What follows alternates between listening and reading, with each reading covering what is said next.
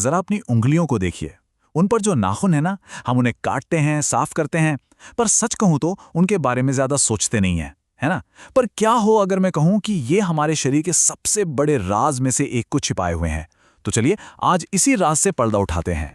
तो सबसे पहला सवाल एकदम सीधा सा, ये नाखून आखिर हैं किस लिए? क्या इनका काम बस खुजली करना है, या फिर कोई पैकेट फाड़ना, या फिर इनके होने के पीछे कोई बहुत गहरी वजह है? सच तो ये है कि नाखून हमारे शरीर के सबसे कम समझे जाने वाले, मतलब सबसे अंडररेटेड बायोलॉजिकल टूल हैं।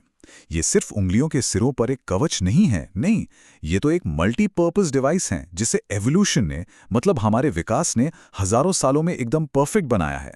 चलिए अब आते हैं मुद्दे की बात पर। और सबसे पहला सबसे बड़ा सवाल, हमारे नाखून जिंदा हैं या मुर्दा? इसका जवाब शायद वो नहीं है जो ज्यादातर लोग सोचते हैं। अच्छा, इसे समझने के लिए पहले ये जानना होगा कि ये बने किससे हैं। नाखून बने हैं केराटिन नाम के एक बहुत ही मजबूत प्रोटीन से। और मजे की बात यह है कि यही वो प्रोटीन है जिससे हमारे बाल भी बनते हैं, है ना? थोड़ी अजीब बात। अब देखिए, कहानी में असली ट्विस्ट यहीं आता है। नाखून का वो हिस्सा जिसे हम देख सकते हैं, छू सकते हैं और काटते हैं ना, वो असल में मरी हुई कोशिकाओं का बस एक ढेर है। जी हाँ, वो मुर्दा है। असली एक्शन तो स्किन के नीचे हो रहा है, जिसे नेल मैट्रिक्स कहते हैं। सोचिए, ये एक 24/7 चलने वाली जिंदा फैक्ट्री है जो लगातार नाखून बनाती रहती है। तो यहीं पर एक सवाल खड़ा होता है, और बिल्कुल सही सवाल है।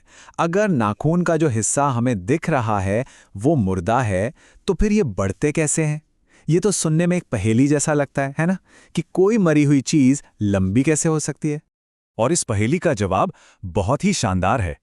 असल में नाखून खुद से ग्रो नहीं कर रहे, ग्रो कर रहा है हमारा शरीर। नाखूनों का बढ़ना तो बस शरीर के अंदर चल रही एक प्रोसेस का बाहरी नतीजा है, एक साइन है। तो ये फैक्ट्री काम कैसे करती है? चलिए इसे 3 आसान स्टेप्स में समझते हैं। स्टेप 1, स्किन के नीचे जो नेल मैट्रिक्स है वो लगातार नई कोशिकाएं बनाता रहता है। स्टेप 2, ये नई कोशिकाएं पुरानी वाली कोशिकाओं को आगे की तरफ, बाहर की तरफ धक्का देती हैं। और स्टेप 3, जैसे ही ये कोशिकाएं बाहर की दुनिया में आती हैं, ये सख्त और चपटी हो जाती हैं और बस बन जाता है हमारा नाखून। ये बिल्कुल एक कन्वेयर बेल्ट की तरह है जो कभी रुकता ही नहीं। और क्योंकि ये फैक्ट्री हमारे शरीर का ही हिस्सा है, तो हमारी सेहत का सीधा असर इसके प्रोडक्शन पर पड़ता है। जैसे बच्चों में ये फैक्ट्री सुपर फास्ट चलती है, इसलिए उनके नाखून कितनी तेजी से बढ़ते हैं। प्रेगनेंसी के दौरान भी इसकी स्पीड बढ़ जाती है। लेकिन जब शरीर बीमार हो या बहुत ज्यादा तनाव में हो, तो इस फैक्ट्री की स्पीड भी अपने आप धीमी पड़ जाती है। ठीक है, तो हमें ये तो समझ आ गया कि नाखून कैसे बढ़ते हैं, पर अब सवाल आता है क्यों का। हमारे पास जानवरों की तरह तेज पंजे क्यों नहीं हैं? क्यों हैं हमारे पास ऐसे चपटे नाखून? इसके जवाब के लिए हमें लाखों साल पीछे जाना होगा, हमारे विकास की कहानी में। देखिए, हमारे जो बहुत दूर के पूर्वज थे, उनके पास शिकार करने, पेड़ों पर चढ़ने और अपनी रक्षा करने के लिए पंजे हुआ करते थे। लेकिन जैसे जैसे इंसानों ने पत्थर और लकड़ी के औजार बनाना और इस्तेमाल करना शुरू किया, नुकीले पंजों की जरूरत धीरे धीरे कम होती गई। अब हमें ऐसी उंगलियों की जरूरत थी जो औजारों को सटीकता से, मतलब प्रिसिजन से पकड़ सकें। और इन नाखूनों ने उंगलियों को वही सपोर्ट दिया।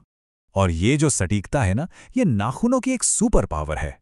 जरा सोच कर देखिए, जमीन से एक छोटा सा सिक्का उठाना, पेन पकड़कर कुछ लिखना या फिर सुई में धागा डालना, ये सारे काम इन चपटे और मजबूत नाखूनों के बिना कितने मुश्किल या शायद नामुमकिन ही होते। ये हमारी उंगलियों को वो मजबूती देते हैं जो ऐसे बारीक कामों के लिए चाहिए होती है। चलिए अब वापस आज की दुनिया में आते हैं। सिर्फ विकास की कहानी ही नहीं, हमारे नाखून आज इसी पल हमारी सेहत के बारे में भी बहुत कुछ बता रहे हैं। आप इन्हें अपने शरीर का एक साइलेंट, मतलब एक खामोश रिपोर्ट कार्ड समझ सकते हैं। ये बात इतनी सच है कि कई बार एक अनुभवी डॉक्टर किसी की सेहत का पहला अंदाजा ब्लड टेस्ट करवाने से भी पहले सिर्फ उनके नाखूनों को देखकर लगा सकता है।